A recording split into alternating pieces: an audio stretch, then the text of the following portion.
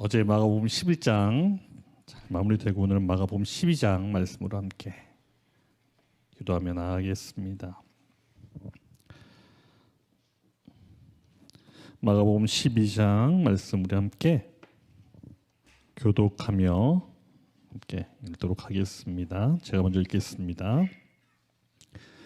예수께서 비유로 그들에게 말씀하시되 한 사람이 포도원을 만들어 산 울타리를 두르고 즙자는 틀을 만들고 망대를 지어서 농부들에게 새로 주고 타국에 갔더니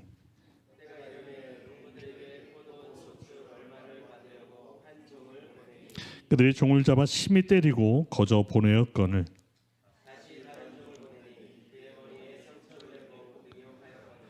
또 다른 종을 보내니 그들이 그를 죽이고 또 그 외에 많은 종들도 더러는 때리고 더러는 죽인지라.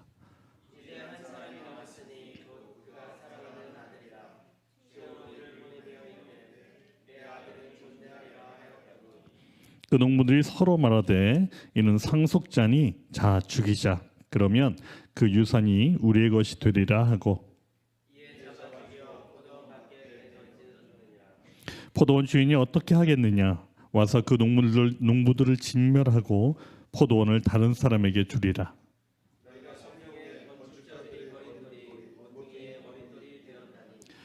이것은 주로 말미암아 된 것이요 우리 눈에 놀랍도다. 함과 함을 읽어보지도 못하였느냐 하시니라.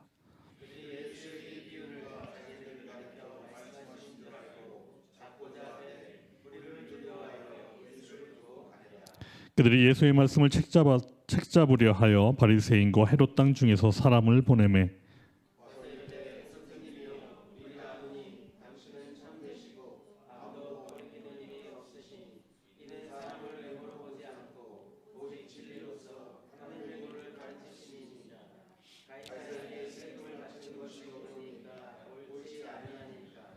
우리가 바치리이까 말리이까 한데 예수께서 그 외식함을 아시고 이르시되 어찌하여 나를 시험하느냐 다나리온 하나를 가져다가 내게 보이라 하시니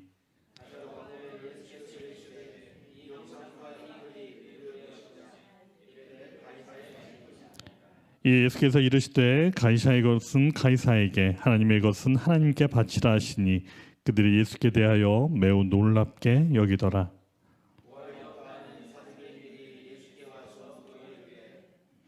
선생님이여 모세가 우리에게 써주기를 어떤 사람의 형이 자식이 없이 아내를 두고 죽으면 그 동생이 그 아내를 취하여 형을 위하여 상속자를 세울지니라 하였나이다.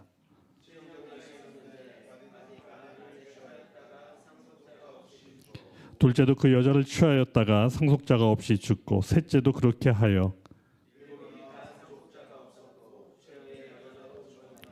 일곱 사람이 다 그를 아내로 취하였으니 부활 때 곧 그들이 살아날 때 그 중에 누구의 아내가 되리이까?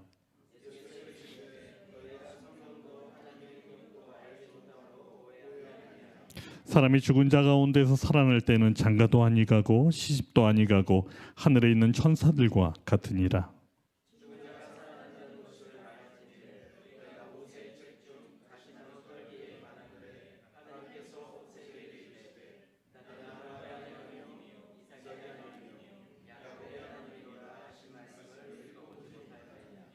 하나님은 죽은 자의 하나님이 아니요 산 자의 하나님이시라. 너희가 크게 오해하였도다 하시니라.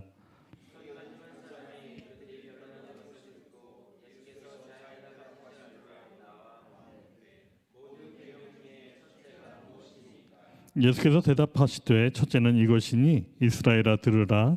주 곧 우리 하나님은 유일한 주시라.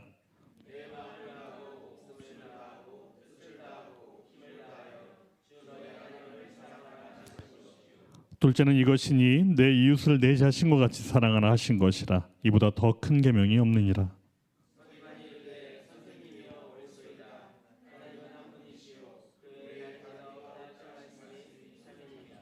또 마음을 다하고 지혜를 다하고 힘을 다하여 하나님을 살아가는 것과 또 이웃을 자기 자신과 같이 살아가는 것이 전제로 드리는 그 모든 번제물과 기타 제물보다 나으니라.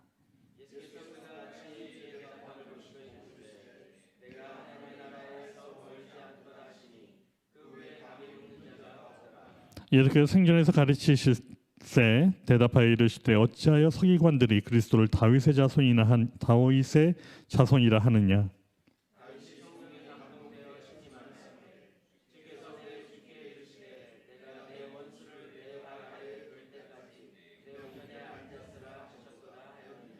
다윗이 그리스도의 주라 하였은즉 어찌 그의 자손이 되겠느냐 하시니 많은 사람들이 즐겁게 듣더라.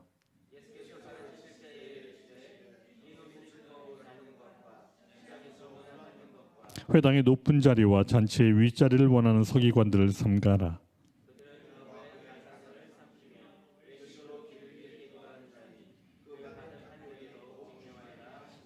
예수께서 헌금함을 대하여 앉으사 무리가 어떻게 헌금함에 돈 넣는가를 보실세 여러 부자는 많이 넣는데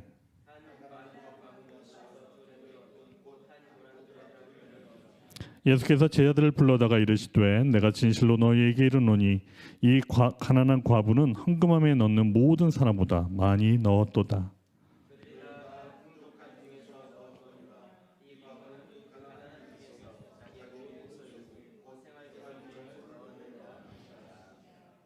아멘. 하나님의 말씀입니다. 오늘 아침에도 12장 본문도 동인기도문이 진행이 되었었고요. 우리 함께 잠깐 묵상하는 시간 갖고 눈으로 읽으시며 잠시 묵상하시고 잠깐 또 나눔의 시간 잠깐 갖도록 하겠습니다.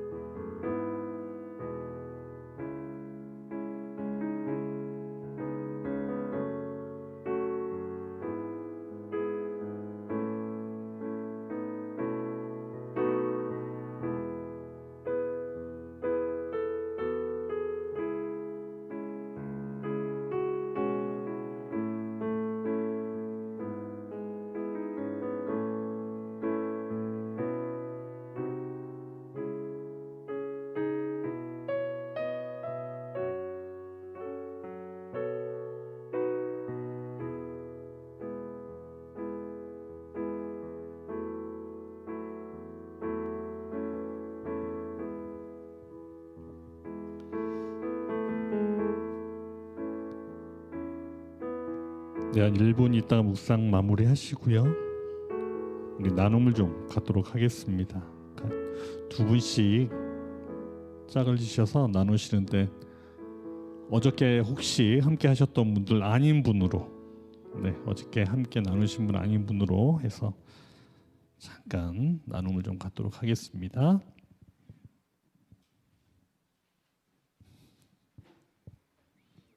네, 지금부터 딱 정하셔서 나눔을 가지시면 되겠습니다.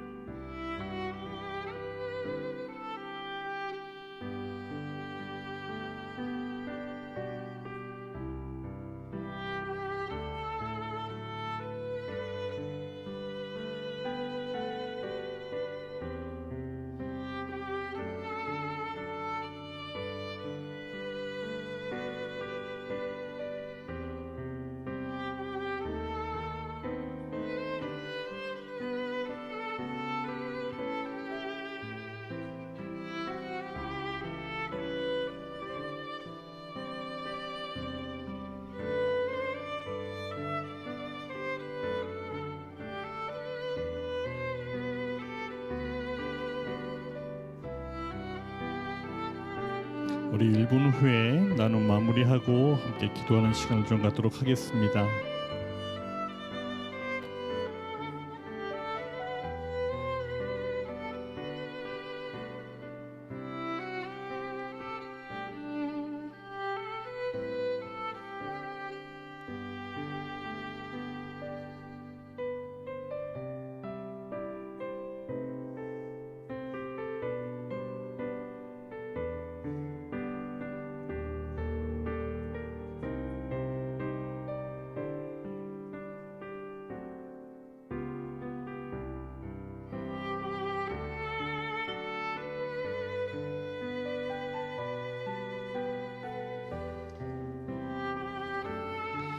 우리 함께 나눔을 한 우리 상대방을 위해서 우리 함께 축복하며 기도했으면 좋겠습니다.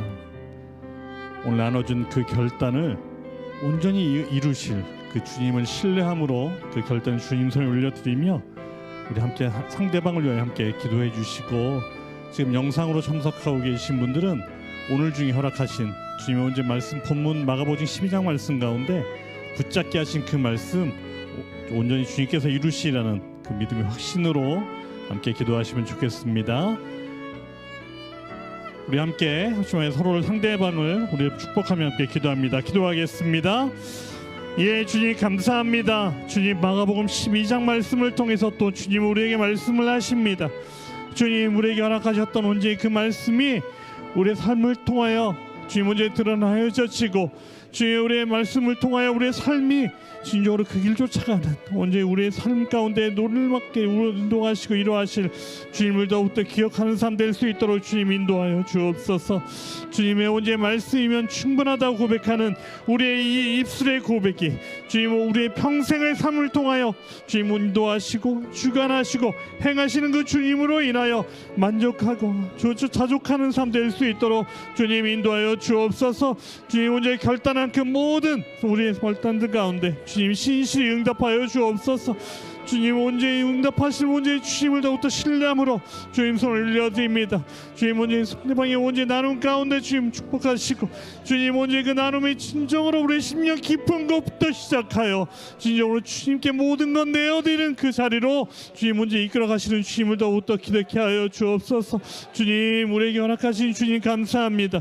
주님 더욱더 말씀으로 주님은 또 함께 나아가길 원합니다. 오늘 마가복음 12장 말씀으로 함께 나갈 때 진정으로 이 상황 가운데 이 사건들 가운데 주님 언제 결단되어지고 이 삶을 온전히 주님 손에 온전히 내어드리는 놀라운 주님의 때를 기억하게 하여 주옵소서. 그렇게 하실 주님이 감사합니다. 더욱더 이루어 가옵소서. 더욱더 주님의 온전히 은혜 가운데 거하는 시간 될 수 있도록 주님 주관하여 주옵소서. 그리하실 주님을 찬양합니다. 주님 인도하옵소서. 이 모든 말씀 우리 주 예수 이름으로 간절히 기도드립니다. 아멘. 네, 감사합니다. 지금 영상으로 들어와 계신 분이 더 많은데 제가 너무 영상으로 들어오신 분들을 너무 홀대하진 않았는지 너무 현장 위주로 가다 보니까 죄송합니다. 오늘 마가복음 12장 말씀을 통해서 또 주님이 허락하신 놀라운 은혜 함께 누리는 시간 되었으면 좋겠습니다. 이 마가복음 12장을 보면 크게 좀 이런 이야기로 구성이 되어 있습니다.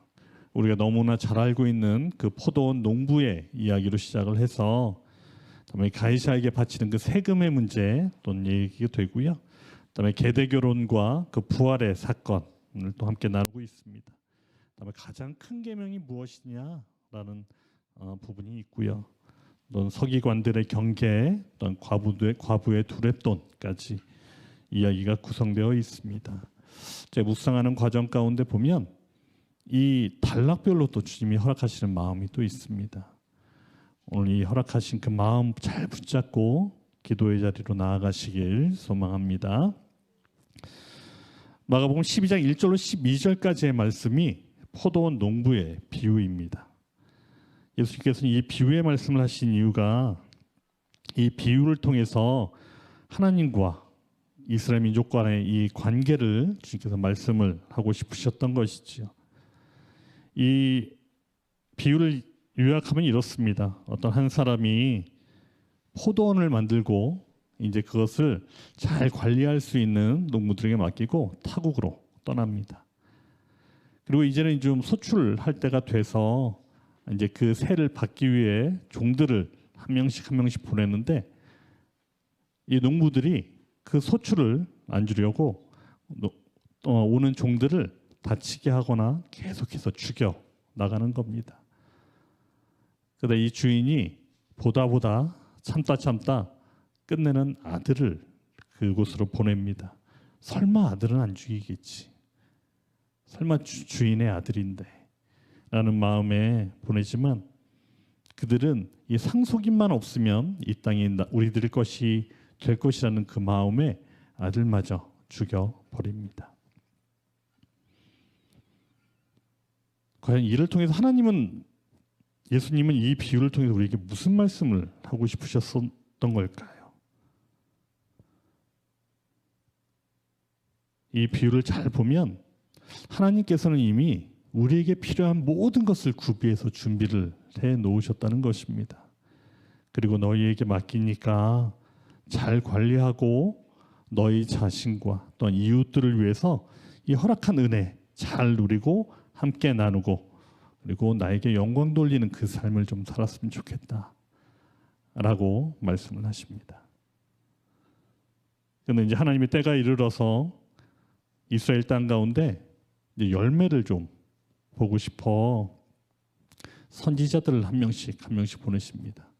보낼 때마다 죽이고 다치게 하고 힐난하고 비난하고 하는 이 과정을 계속 반복을 하다가 하나님은 결국에 단 한 사람을 보내십니다. 바로 사랑하는 아들입니다. 그래도 아무리 저들이 악독한 인원이라 할지라도 설마 내 아들만큼은 존경하겠지 라고 보내시지만 하나님의 아들을 상속자로 생각하는 이들은 오히려 그 포도원을 차지하려고 그를 죽여버립니다.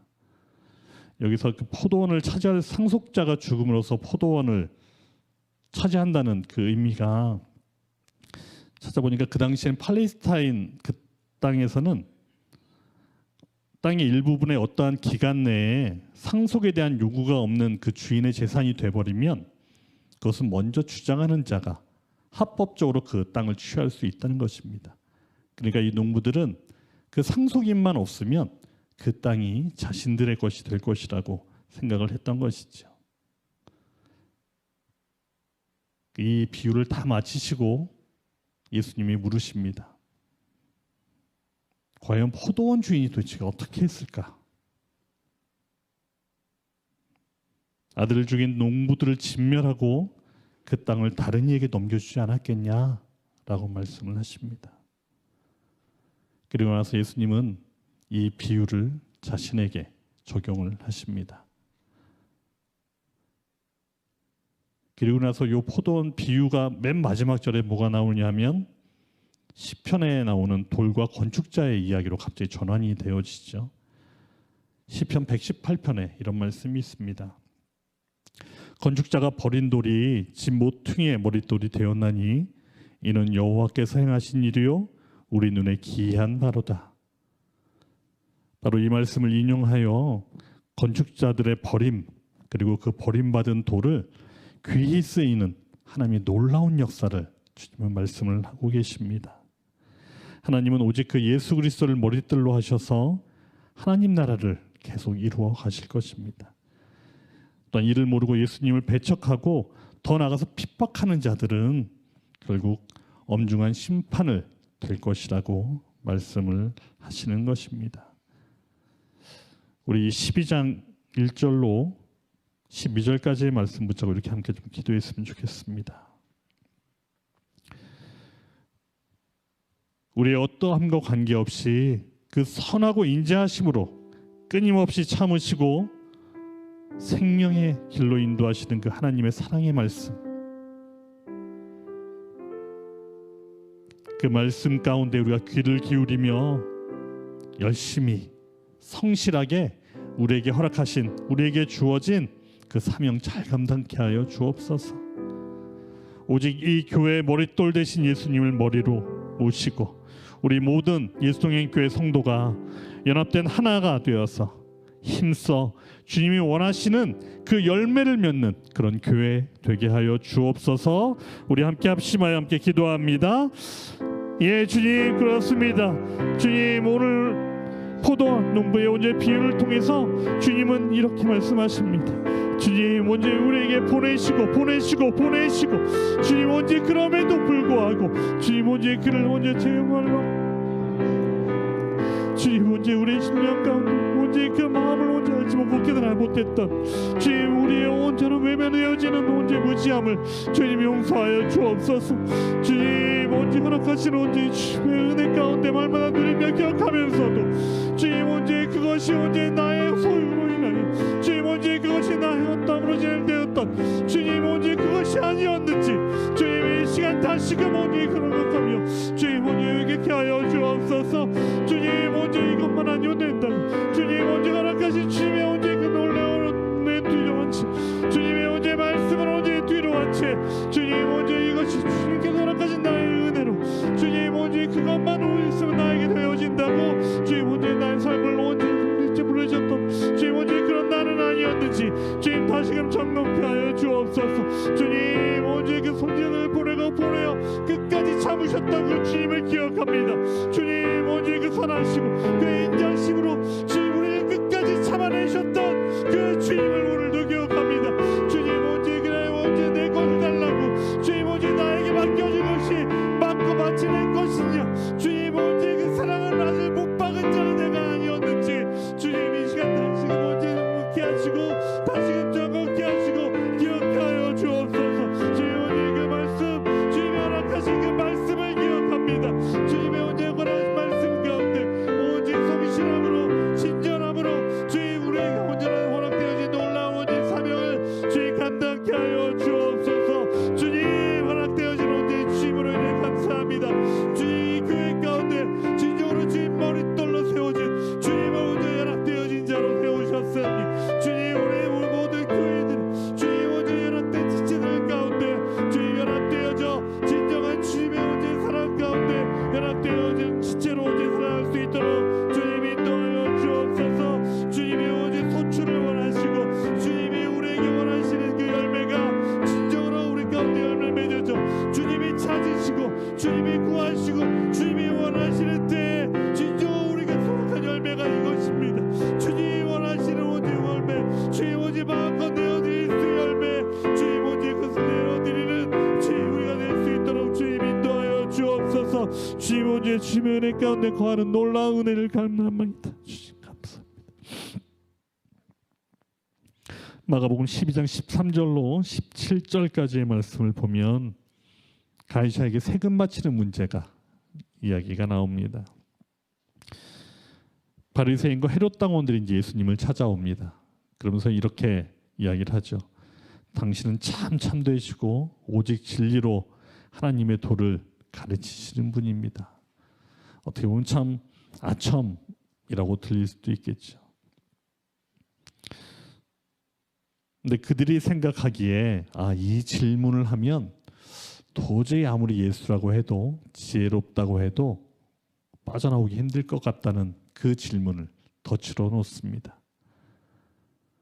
바로 그 질문이 가이사에게 세금을 바치는 것이 옳은지 그른지에 대한 질문입니다. 우리의 삶 가운데 제일 어려운 게 양자택일의 질문인 것 같아요.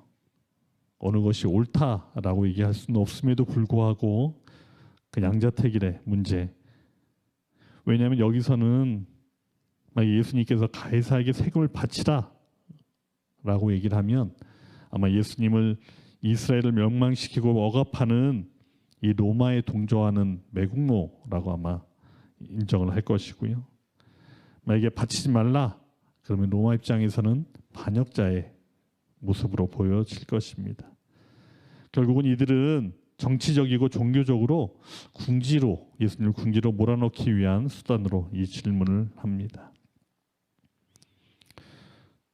그때 예수님이 이제 동전을 하나 갖고 오라고 하시죠. 그리고 하면서 이들에게 보여주십니다.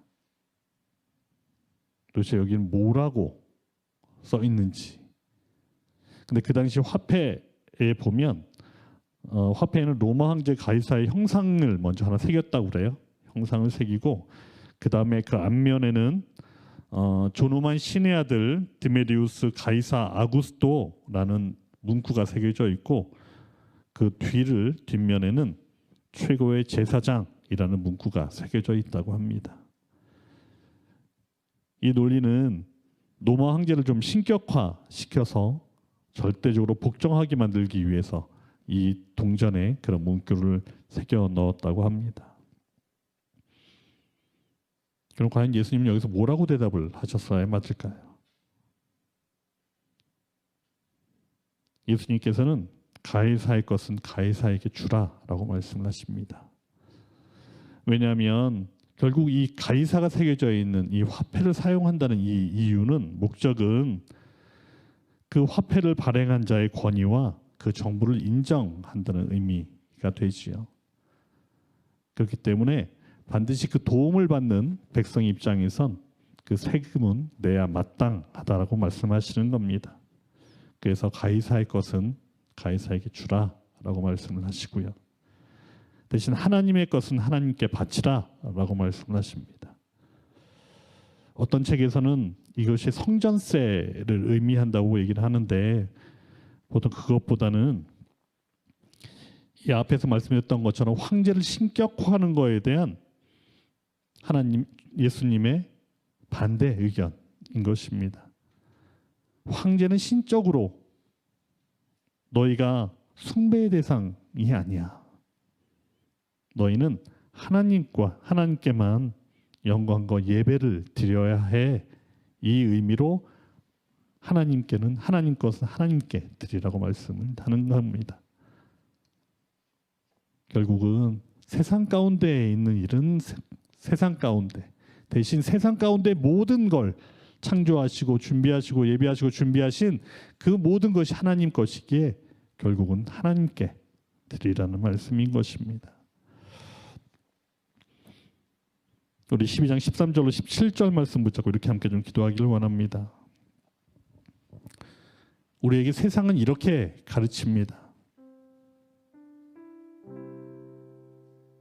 내가 너의 삶의 주인 되어지는 것이 진짜 최고의 삶이야. 세상은 분명히 우리에게 그렇게 가르쳐 왔습니다. 하지만 우리 이러한 세상에 이러한 주장에 회유되지 않고 이 기도와 말씀으로 주님의 지혜로 주님의 주인 되어지는 삶이 최고의 삶인 것을 우리 깨달아 알게 하여 주옵소서. 그리고 선포하게 하여 주옵소서. 그래야 우리가 하나님께 드려야 할 것은 어떠함으로 이거는 하나님 거 이거는 아니야 라고 구분되어지는 것 아니라 우리의 모든 것이 하나님께로부터 온 것인 것을 알고 모든 것을 하나님께 전심으로 드려야 함을 깨닫는 시간 되게 하여 주옵소서. 하나님의 영광과 경배를 올려드리는 우리의 삶이 예배가 되어지는 삶 될 수 있도록 주님 인도하여 주옵소서. 우리 함께 합심하여 함께 기도합니다. 예, 주님 감사합니다. 주님, 가이사의 것은 가이사에게, 하나님의 것은 하나님께 바치라. 예, 그렇습니다. 주님 우리에게 세상 가운데 허락되어진 모든 것, 주님 오직 그것 역시도 주님이 우리에게 허락하신 것입니다. 주님, 세상은 우리에게 이렇게 가르칩니다. 주님, 너의 인생은 너의 것이라고. 주님, 너의 인생은 주님 너희가 부끄러워하고, 너의 인생은 주님 너가 주인공이기에 그렇게 살아가면 된다고. 주님, 하지만 우리 가운데 우리의 삶의 주인은 주인이십니다. 주님, 나는 언제 주님은 주인의 것이다. 주님, 우리의 삶 가운데 언제 결혼하시고 주관하시고 주님 언제 이미 세우신 그 주님께서 주님 오늘 나를 언제 이렇게 세우십니다. 주님 언제 주님 앞에 세우시고 주님 말씀하시고 주님 또 그 말씀 가운데 깨달아 알게 하시며 주님 언제 결단케 하십니다. 주님, 우리의 삶을 통해서 그 말씀을 통해서 우리가 더욱더 깨달아 알게 되어지 주님 언제 그 삶을 더욱더 주님께 드린 바로 주님 살게 하여 주옵소서. 주님 언제 주님의 지혜로 주님의 허락하신 주님 언제 그 삶이 주님이 이끄시는 그 삶이 주님의 주인 되어지는 삶이 주님 우리의 삶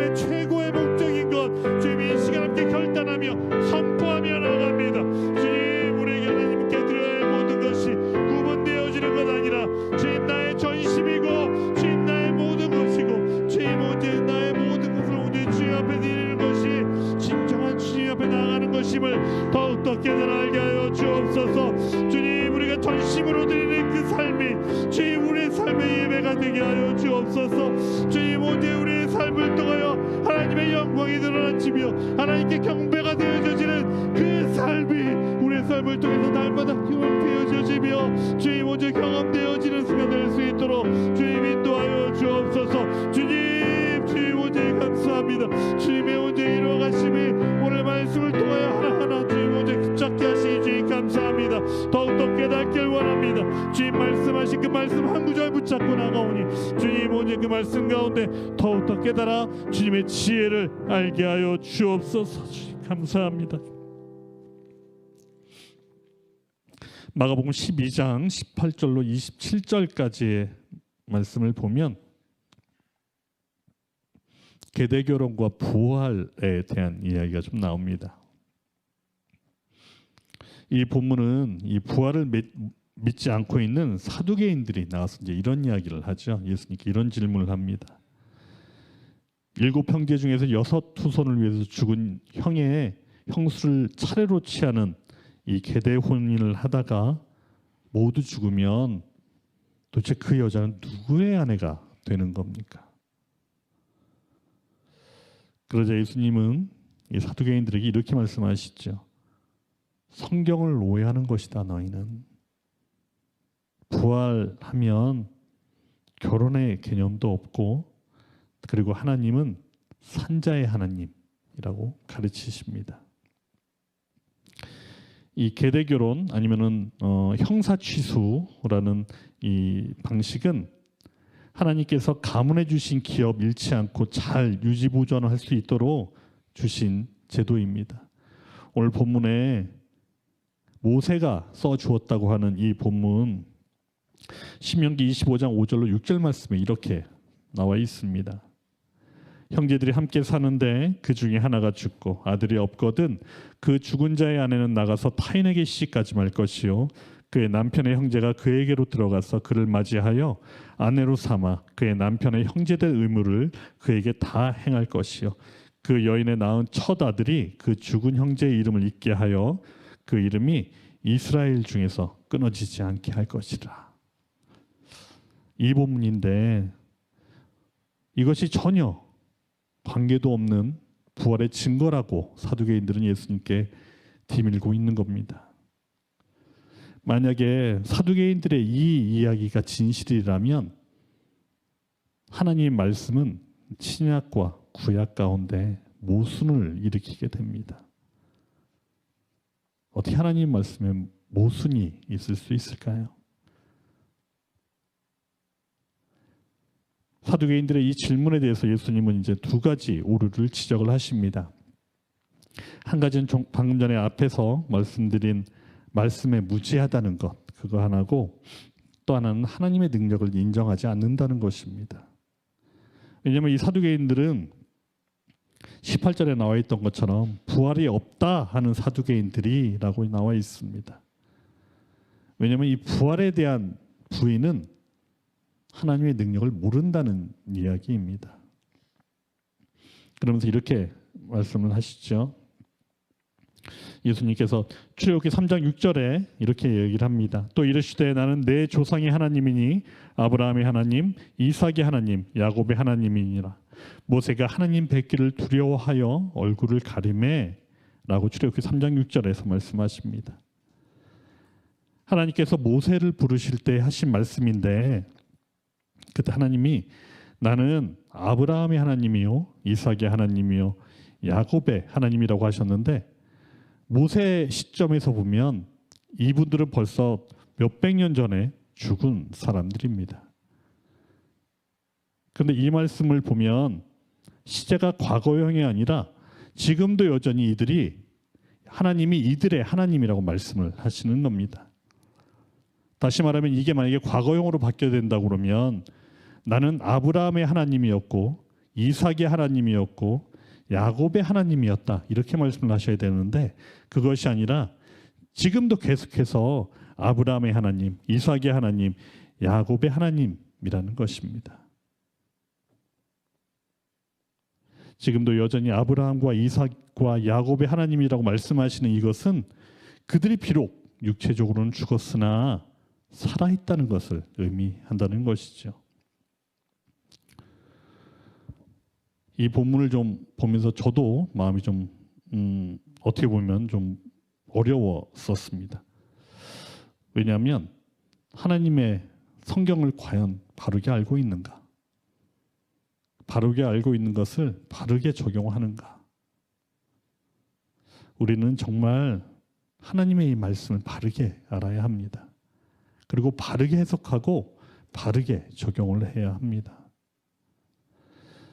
조금이라도 우리가 어떠한 죄에 가려 있기 때문에, 아니면 나의 무지로, 아니면 나의 편견으로 인해서 나의 왜곡된 주장을 뒷받침하는 그 근거로 사용되어져서는 절대 되지 않겠습니다. 이런 예가 하나 있지요. 우리가 너무나 잘 아는 말씀입니다. 욥기 8장 7절 말씀입니다. 내 시작은 미약하였으나 내 나중은 심히 창대하리라 라고 욥기에 나와 있죠. 이 구절은 참 어떻게 보면 인간의 기대 욕구를 채우기에 왜곡되이 사용되어지는 성경 구절 중에 최고의 구절입니다. 이 사람들은 뒤에 있는 창대하리라, 이 창대함을 소망으로, 이 무지함으로, 이 말씀에 대한 무지함이 이것을 액자로 걸어서 보통 개업하는 가게 아니면 이사 신방 때 하나씩 액자로 선물을 하곤 하지요. 그런데 우리가 이 욥기의 배경을 알고 욥기를 제대로 읽으면 이 구절은 그의 친구 빌닷이 욥으로 하여금 너 제발 좀 지은지를 좀 시인을 좀 해봐. 그 강요하는 과정 가운데 저주하는 내용인 것입니다. 어떻게 보면 힐난하고 비난하는 내용인 것이죠. 내 시작은 미약하였으나 내 나중은 창대하리라. 이것은 하나님으로부터 나온 이야기가 절대 아닙니다. 욥의 진실함을 무너뜨리려고 하는 그 빌단의 뒤에 서 있는 사탄의 음성이었던 것입니다. 그럼에도 불구하고 이 구절이 하나님의 말씀이라고 혹시 가정이나 아니면 또 교회에 또 자랑스럽게 매달려 있는 그것을 바라보며 나의 사욕 아니면 나의 기대감, 혹시 그 신앙생활을 가지고 살아가는 것은 아닌지, 그것이 과연 아니라고 생각할 수 있다면 다행이지만 그것이 아니라고 인정하지 못하면 그건 과연 우리의 무지함이 아닐까요?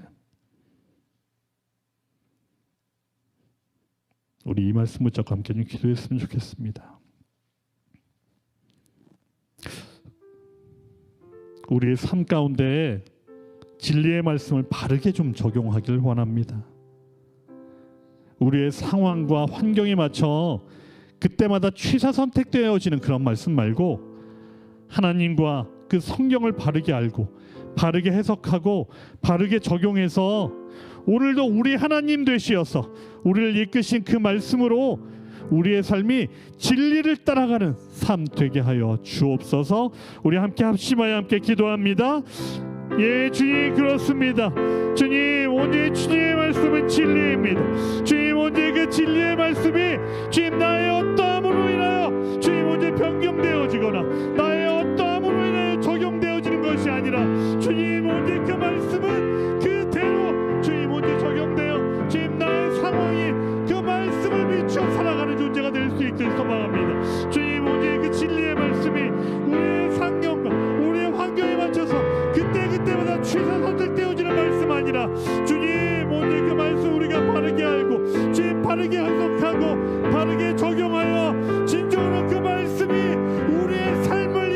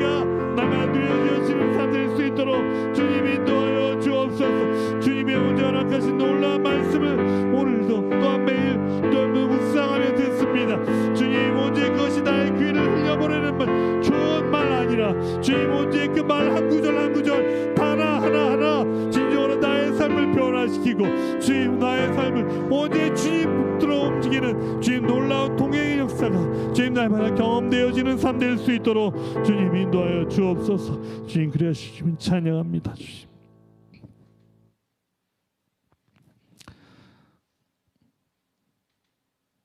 앞에 이제 사두개인의 그 이야기를 들은 한 서기관이 예수님께 이렇게 묻습니다.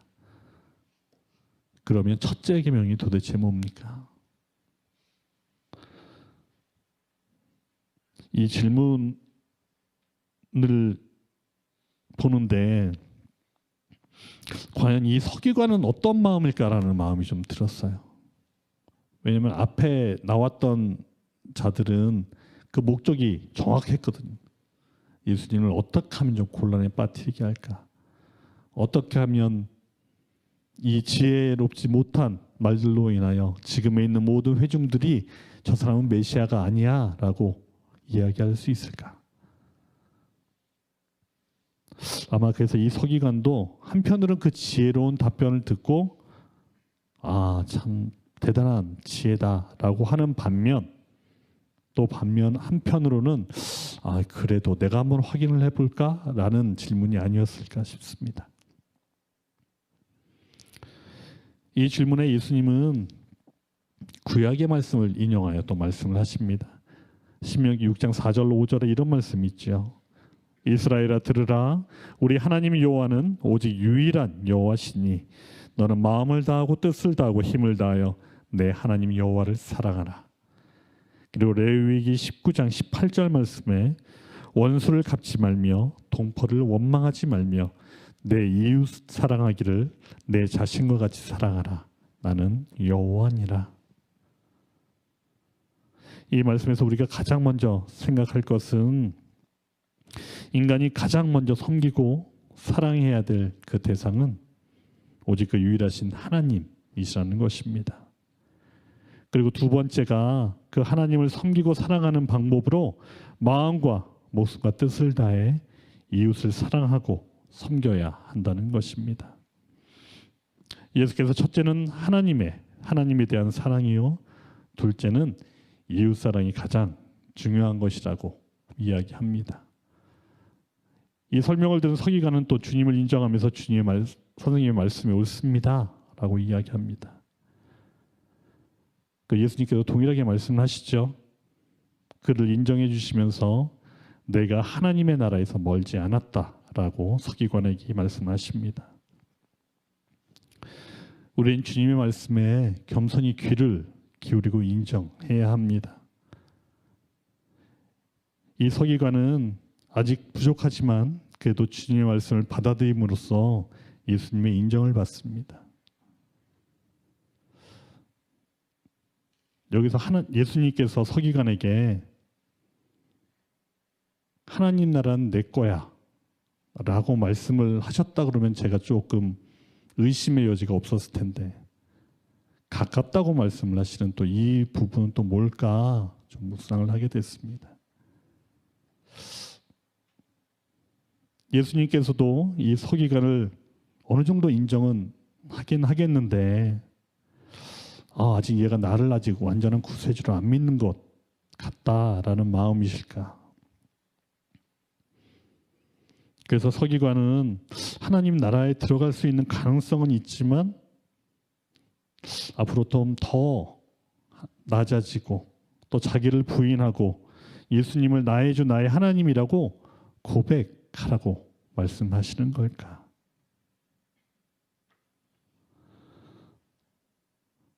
오늘 이 말씀 붙잡고 함께 좀 기도하기를 원합니다. 예수께서 서기관에게 하신 이 말씀,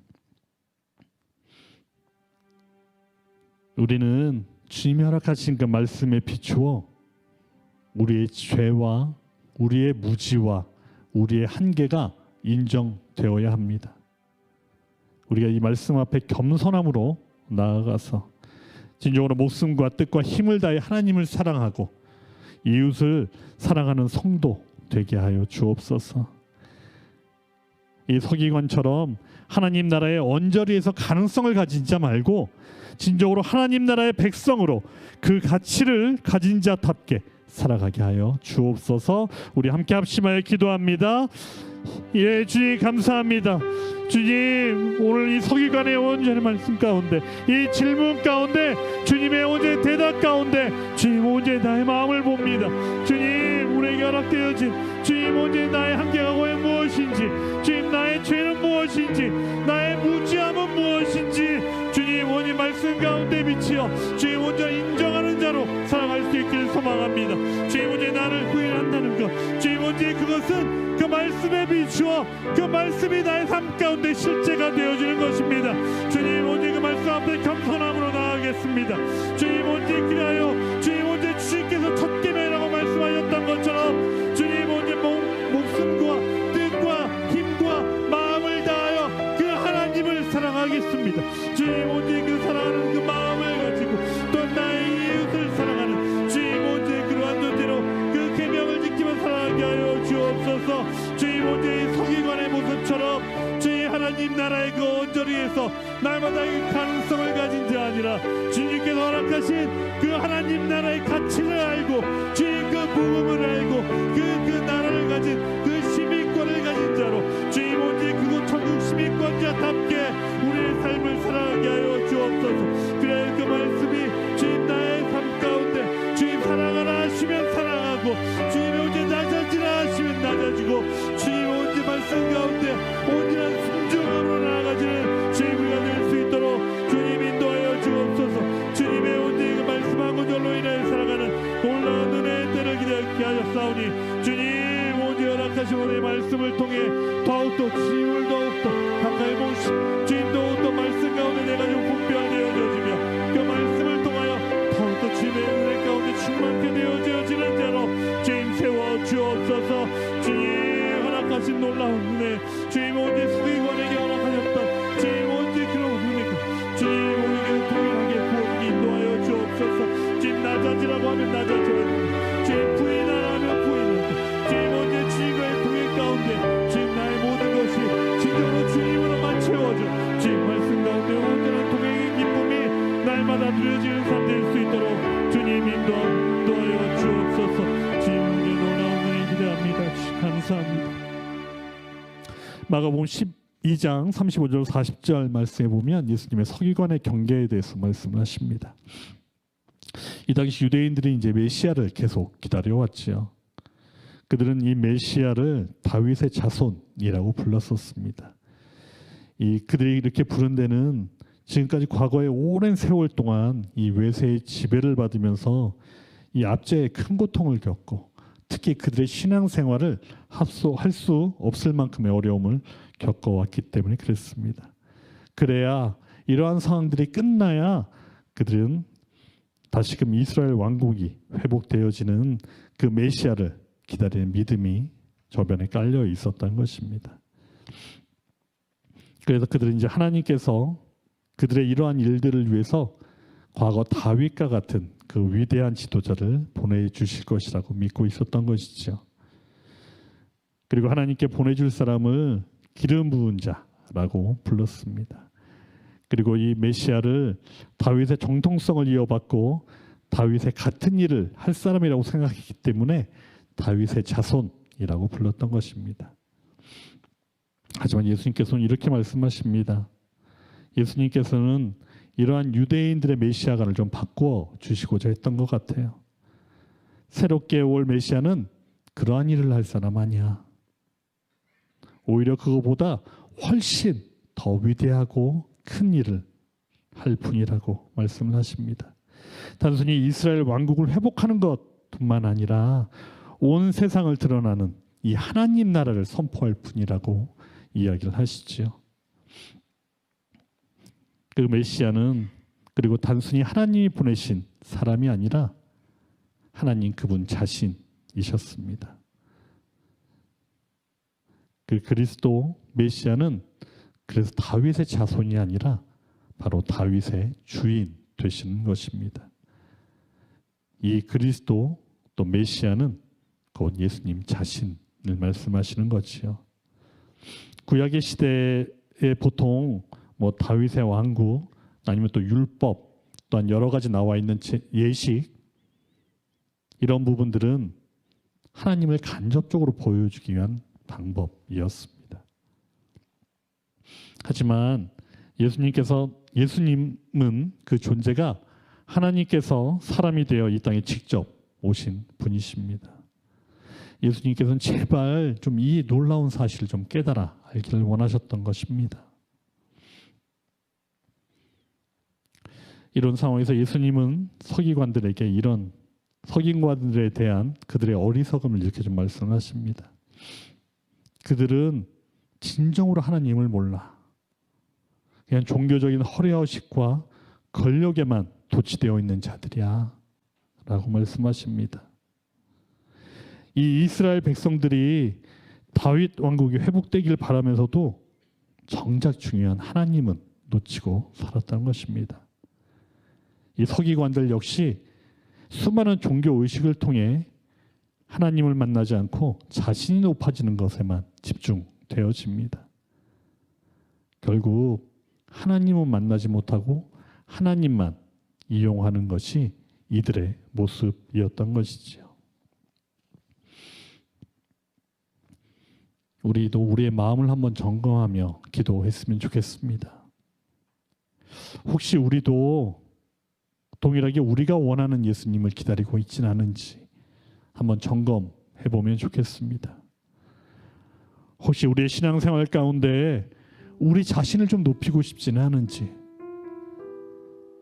또한 그러한 삶을 통해서 다른 사람들이 혹시 낙심하게 되어지지 않는지, 우리가 진정한 그 십자가의 길을 참된 신앙이라고 그 길을 찾아가기를 원합니다.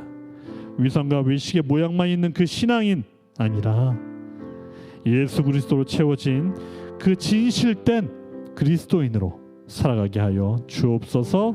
우리 함께 합심하여 기도하겠습니다. 예, 주님 오늘 감사합니다. 주님 오늘 유대인들의 온전한 이 모습들을 통해서 또한 주님의 모습을 봅니다. 주님 온전히 그들이 기다리는 메시아, 주님 그들이 알고 있는 메시아는 주님 온전히 그들의 과거의 경험과 주님 온전히 말씀 가운데 제한되어져 있는 주님 온전히 그들의 머리 가운데 그려져 있는 메시아를 온전히 그들을 찾고 기다립니다.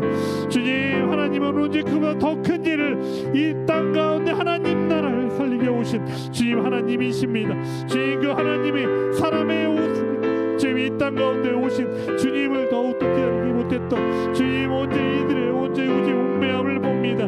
주님 온전히 그의 허례허식으로 인해 주님 온전히 모양만 있고 거룩한 모습 주님 온전히 그들의 삶이 진정으로 주님 온전히 주님을 갈망하는 자였는지 주님을 이용하는 자가 아니었는지 주님 온전히 나를 반추하며 나아갑니다. 주님 혹시 나도 주님 내가 원하는 예수님을 기다리고 있지는 않은지 주님 나에게 어떠함을 이루어 주실 예수님 주님 나에게 어떠함을 치유하실 예수님 주님 나의 삶 가운데 어떠한 도움을 주실 예수님을 기다리고 있는 건 아닌지 이 시간 점검케 하여 주옵소서. 주님 온전히 우리 삶 가운데 주님 온전히 신앙이 주님 온전히 나를 높이기 위한 것 아닌지 주님 온전히 내가 높아짐으로 인하여 주님 온전히 나로 인하여 낙심되어지는 지체들은 없는지 주님 우리 삶 가운데 온전히 그 말씀으로 인하여 권면되어지는 그 놀라운 삶을 주님 우리 삶을 통해서 온전히 투영되어지며 살아가게 인도하여 주옵소서. 주님 우리에게 진정된 주님의 온전히 그 길은 십자가의 길입니다. 주님 우리에게 헛된 복음은 십자가의 길입니다. 주님 올바른 길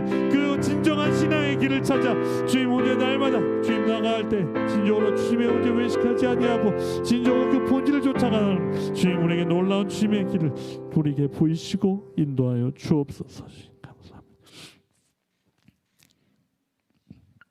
마가복음 마지막 장면은 가난한 과부의 헌금 이야기가 나옵니다. 이 당시에 성전 뜰 벽에 그 예배자들의 자발적으로 헌금할 수 있도록 이게 나팔 모양으로 생긴 13개의 헌금함이 있었다고 합니다. 그래서 오늘 그 헌금함을 보시면서 목사님이 이제 목사님입니다. 예수님이 그 상대편으로 이렇게 앉으셔가지고 헌금함을 계속 이제 바라보고 계신 거예요.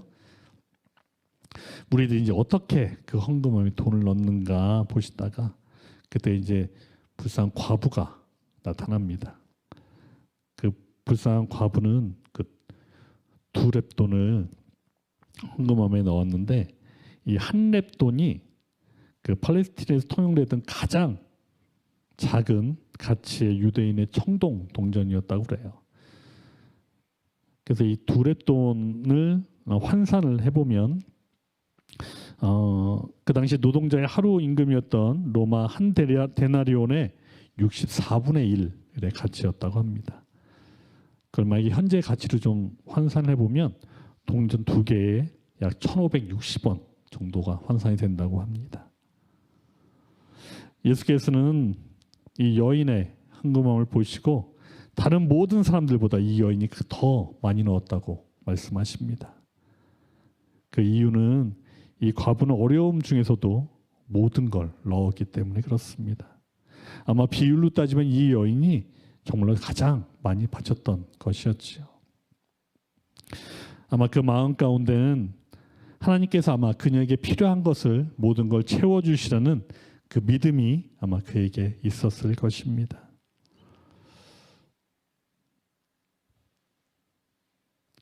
아마 본인의 삶, 본인의 생계를 염려했다 그러면 아마 동전 하나쯤은 빼놓았을 수도 있습니다.